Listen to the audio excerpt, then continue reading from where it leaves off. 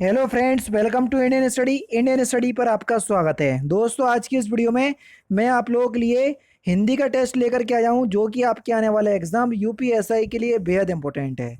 Video को and तक जरूर देखिएगा, क्योंकि लास्ट में मैं आपसे क्वेश्चन भी पूछूंगा और उसका आंसर आपको कमेंट बॉक्स में बताना होगा।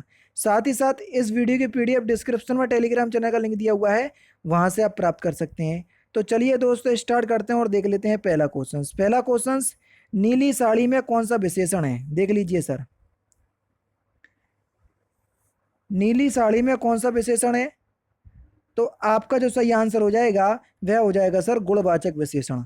तीसरा ऑप्शन यहाँ पर आपका बिल्कुल करेक्ट हो जाएगा। नेक्स्ट क्वेश्चन, विशेषण शब्द का चयन कीजिए। कौन सा शब्द जो है वो एक विशेषण शब्द है? Question number 7। तो सही आंसर आपका क्या हो जाएगा सर? यहाँ पर पांचवा पांचवा शब्द जो है ये संख्यावाचक विशेषण में आएगा। तो दूसरा शब्द जो है वो आपका बिल्कुल क्या हो जाएगा? ऑप्शंस बिल्कुल करेक्ट हो जाएगा। ऋषि संज्ञा शब्द से विशेषण शब्द बनेगा। कौन सा विशेषण शब्द बनेगा ऋषि संज्ञा शब्द से? तो सही आंसर आपका क्या हो जाएगा? ऑप्शन नंबर ए, ऋषि का विशेषण जो है वो आर्स होता है। पहला ही ऑप्शन करेक्ट, ध्यान रखना आप लोग, कहीं बी सी और डी में से ना लगा लेना। ऋषि का जो विशेषण शब्द होता है वो होता है आपका आर्स। व्याकरण की दृष्टि से कौन सा शब्द जो है वो विशेषण नहीं है? जल्दी बताओ। वह शब्द जो है वो एक विशेषण नहीं है। चौथा ऑप्शन करेक्ट। आप सोच रहे होगे विशेषण कितने क्वेश्चंस? अरे भाई, जो आपका आर ओ का एग्जाम हुआ था ना, उसमें आपके कम से कम 10 क्वेश्चंस विशेषण के आए थे। तो बहुत इंपॉर्टेंट टॉपिक है विशेषण। बड़ा घर, छोटा आदमी, नीले वस्त्र में आपको विशेष बताना है। अच्छा, विशेष क्या होता है? सेंटेंस में जिसकी भी विशेषता बताई जाती है उसी को विशेष कहते हैं। जैसे बड़े घर में घर की विशेषता बताई जा रही, छोटे आदमी की विशेषता बताई जा रही, और नीले वस्त्र में वस्त्र की विशेषता बताई जा रही। तो घर, आदमी और वस्त्र, ये सभी जो है वो विशेष होंगे। तीसरा ऑप्शन करेक्ट। और आप सभी लोग जानते हैं कि हिंदी जो है वो एसएससी जीडी में भी आना है। तो मैं हिंदी ही आपको कवर करवा रहा हूँ, जो कि एसएससी जीडी के लिए भी यूज़फुल है। लेकिन मैं आप लोगों को एक बुक बता दे रहा हूँ, प्रैक्टिस बुक। अगर आप उसको परचेस करना चाहें क्या, बिल्कुल परचेस कर ही लो उसको, क्योंकि इंपॉर्टेंट है ना। तो आप उसको परचेस कर सकते हो, ठीक है। तो डिस्क्रिप्शन में दिए गए लिंक से आप जाकर के चेक कर सकते हो। और बुक के बारे में मैं आपको बता देता हूँ। दोस्तों, आप सभी लोग जानते हैं एसएससी जीडी में बम्पर वैकेंसी आई है, और ऐसे मौके बार बार नहीं आते। और मौके को जब आपके सामने आया है, उस मौके को हमको किस तरीके से लेना है कि हम अपनी एक सीट सुनिश्चित कर पाएं, वो मैं आपको बता रहा हूं कि आपको किस तरीके से एसएससी जीडी में एक अपनी सीट सुनिश्चित करना है और वर्दी पहनना है, ठीक है। सबसे पहले तो आप ये जान लीजिए, एसएससी जीडी के through CRPF, BSF, SSB, CISF, ITBP, NIA, Assam rifle, इन सभी में आपको जॉब जो है वो दी जाती है, ठीक है। आप कोई भी टॉपर का इंटरव्यू उठा करके देख लीजिए, चाहे वनडे एग्जाम के टॉपर के इंटरव्यू देख लीजिए, चाहे यूपीएससी लेवल के टॉपर का भी इंटरव्यू देख लीजिए। सभी लोग एक ही बात बोलेंगे कि कोई भी एग्जाम की अगर आप तैयारी कर रहे हैं तो उस एग्जाम के लास्ट ईयर के पेपर देखो, उसके अकॉर्डिंग फिर जो भी बुक या जो भी पब्लिकेशन आपको सेट प्रोवाइड करवा रहा है, प्रैक्टिस सेट, उसको देखो, फिर अपनी तैयारी को बेहतर करते चलो, ठीक है। तो भैया, यही आपका है पब्लिकेशन, चक्षु पब्लिकेशन, जो कि इसी बात को ध्यान में रखते हुए देखो 20 प्रैक्टिस सेट लेकर के आया है इस बुक में, और 8 सॉल्व पेपर हैं। सॉल्व पेपर सर कौन से? जो आपके लास्ट ईयर पेपर हो सके हैं, 2011, 2012, 2013, 2015 और 2019 जीडी के, उनमें जितने भी क्वेश्चंस पेपर बन चुके हैं वो सारे इस बुक में समाहित हैं। और 3200 से ज्यादा बहुविकल्पीय प्रश्न जो है वो उपलब्ध हैं। सबसे अच्छी बात क्या है बुक की, वो देख लो। जैसे आपने ये वाला सेट पेपर लगाया, ठीक है, इसमें देख लीजिए 100 क्वेश्चंस होते हैं। हिंदी और इंग्लिश आपकी ऑप्शनल है। जो इंग्लिश वाले हैं तो वो इंग्लिश को अटेम्प्ट कर सकते हैं, और जो हिंदी वाले हैं तो देखो हिंदी का पोर्शन बिल्कुल अलग से दे दिया, वो हिंदी को अटेम्प्ट कर सकते हैं, ठीक है। अब सबसे अच्छी बात क्या है सर, यहाँ पर आंसर की दे दी। हर बुक को जो खास बुक बनाती है वो इसलिए बनाती है क्योंकि इसमें व्याख्या सहित हल दिया, बस यही चीज इस बुक को खास बना देती है। तो मैं आपसे कहूंगा कोई भी बुक परचेज करो, ऐसा नहीं है कि मैं ये बता रहा हूँ आपको, जो आपके लिए अच्छा होता है वो मैं आपको यहाँ पर बताता हूँ। अब जो भी आपको बुक परचेज करना है वो आपके ऊपर निर्भर है, लेकिन उसमें ये देख लेना कि व्याख्या सहित हल दिया हुआ है पीछे या नहीं दिया हुआ है। हर बुक में नहीं मिलेगा, इसलिए तो आप लोगों को चक्षु पब्लिकेशन की बता रहा हूँ, डिस्क्रिप्शन में लिंक है, देख लेना। अब आप सोच रहे हैं सर लिंक प्रोवाइड करवा रहे जरूर सर का कोई फायदा होगा। अरे भैया कोई फायदा नहीं है, ऑफलाइन मार्केट में भी अवेलेबल है ये बुक, तो ऑफलाइन मार्केट से भी ले सकते हो, आपके ऊपर निर्भर है ना। जो भी अपने जहां भी रह रहा हो ऑफलाइन मार्केट से परचेस कर सकते हो, कोई भी दिक्कत दिक्कत नहीं है। अभी इनकी ये दो बुक आई हैं है ना, एक तो आपका एसएससी जीडी ये वाली आई है प्रैक्टिस सेट वाली, और ये संपूर्ण गाइड बुक है। तो जो भी आपको अच्छी लगे परचेस कर लेना, डिस्क्रिप्शन में लिंक है, वरना ऑफलाइन मार्केट से देख लेना, वो आपके ऊपर निर्भर है। लेकिन मैं अपनी वीडियो में उन्हीं बुक्स को बताता हूँ जो आप लोगों के लिए अच्छी होती हैं, तो बता रहा हूँ। जैसा ठीक आप जैसा आपको अच्छा लगे वैसा आप कर सकते हैं, ठीक है। नेक्स्ट क्वेश्चन सर आपके सामने, चूरन का आपको तत्सम शब्द बताना है। सिंपल सा क्वेश्चन से आराम से बता सकते हैं कि चूरन का तत्सम शब्द क्या होगा। तो चूरन का तत्सम शब्द हो जाएगा सर चूर्ण, पहला ऑप्शन करेक्ट। तिक्त का आपको तद्भव शब्द बताना है कि तिक्त का तद्भव शब्द क्या होगा। तो तिक्त का तद्भव शब्द हो जाएगा सर तीता, पहला ही ऑप्शन करेक्ट। तिलक लगाने में किस अन्न का प्रयोग किया जाता है, सिंपल क्वेश्चन। तो तिलक लगाने में किस अन्न का प्रयोग करते हैं, तो सही आंसर हो जाएगा सर अक्षत, दूसरा ऑप्शन करेक्ट। उक्त का आपको ब्लोम शब्द बताना है कि उक्त का ब्लोम शब्द क्या होगा। तो उक्त का ब्लोम शब्द हो जाएगा सर आपका अनुक्त, पहला ही ऑप्शन करेक्ट। अमर का आपको ब्लोम शब्द बताना है कि अमर का ब्लोम शब्द क्या होगा। तो अमर का ब्लोम शब्द हो जाएगा सर मृत्य, चौथा ऑप्शन करेक्ट। कौन सा वाक्य शुद्ध है, आराम से चारों ही ऑप्शंस को देखो फिर क्वेश्चंस का आंसर दो, समय दे रहा हूं। तो सही आंसर आपका क्या हो जाएगा, शरत काल में चंद्रमा की शोभा देखने योग्य होती है। तो यहां पर तीसरा ही ऑप्शन यहां पर आपका बिल्कुल करेक्ट हो जाएगा। नेक्स्ट क्वेश्चन, अशुद्ध वर्तनी आपको बताना है क्वेश्चन नंबर 17 में, जो गलत वर्तनी हो। निश्चेट जो है वो गलत लिखा हुआ है, दूसरा ही ऑप्शन करेक्ट। शुद्ध वर्तनी बताना है इसमें जो सही लिखी हो, पहला ही ऑप्शन करेक्ट होगा धोबिन। तुंग का पर्यायवाची शब्द बताना है कि तुंग का पर्यायवाची शब्द क्या होगा। ऊंचा, तुंग का पर्यायवाची शब्द होगा।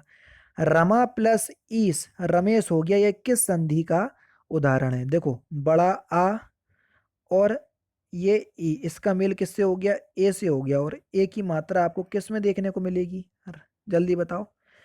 तो सही आंसर हो जाएगा सर आपका गुण संधि, पहला ही ऑप्शन करेक्ट। किस छंद में 28 मात्राएं होती हैं और अंत अंत में लघु दीर्घ होता है।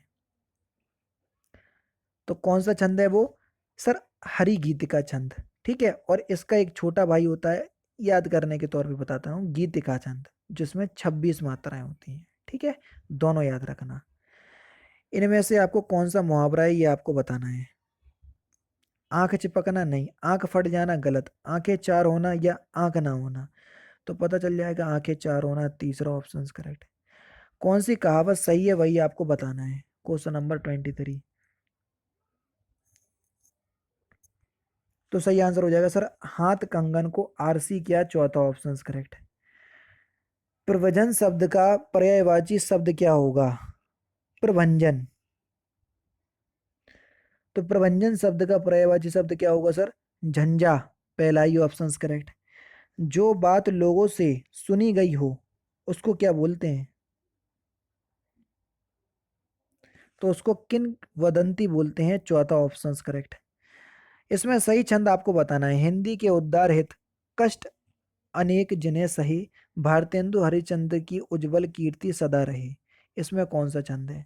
देखो छंद तभी पहचान पाओगे जब आपको मात्राओं का और वर्णों का ज्ञान होगा, और मात्राएं गिननी और वर्ण गिनने आते हैं तभी आपको पता होगा।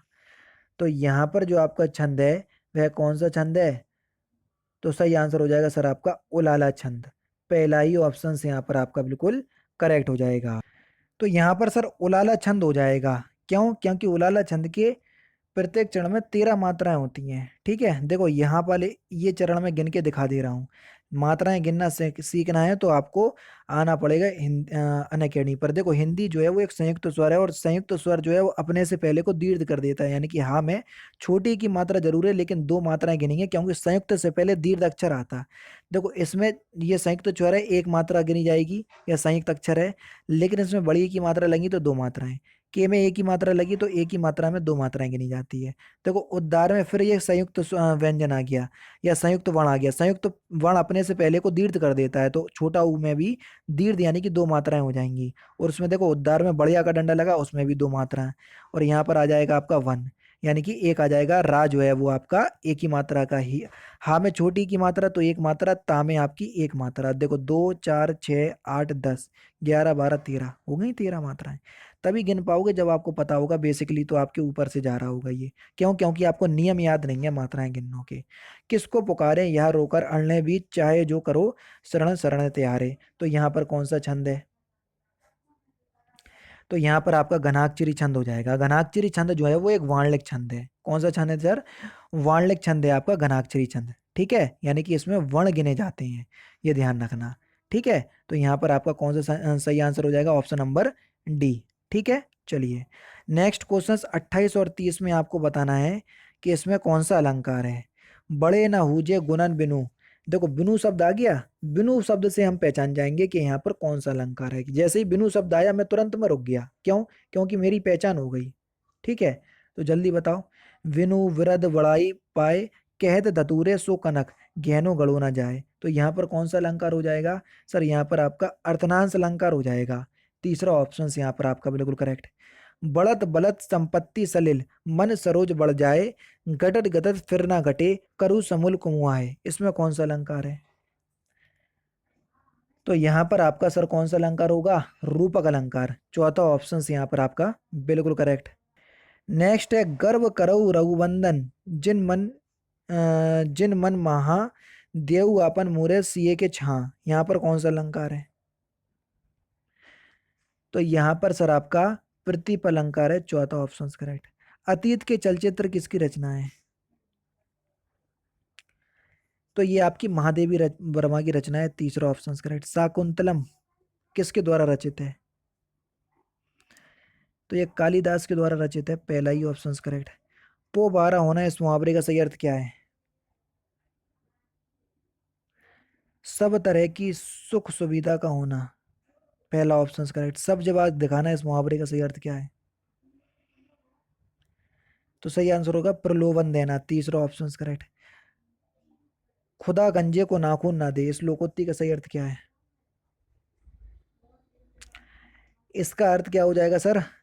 अत्याचारी को शक्ति नहीं मिलनी चाहिए। चौथा ऑप्शन करेक्ट। शुद्ध वाक्य कौन सा है ये आपको बताना है। Question number 36। आराम से पढ़ो चारों ही ऑप्शन, फिर आंसर दो। तो सही आंसर आपका क्या हो जाएगा सर? कृपया पत्रोत्तर सीधे दें। चौथा ऑप्शन करेक्ट। महान व्यक्तियों में भौतिक वस्तुओं के प्रति फिल इन द ब्लैंक्स पाई जाती है। फिल इन द ब्लैंक के स्थान पर सूटेबल वर्ड बताना है।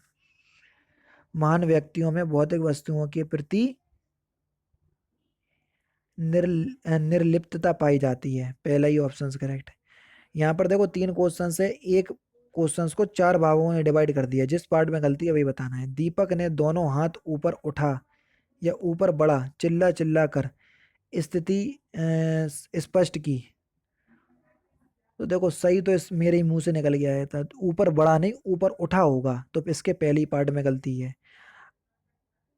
अपने अर्धांगिनी को पराई स्त्री के साथ देख श्यामा जोर जोर से रोने लगी।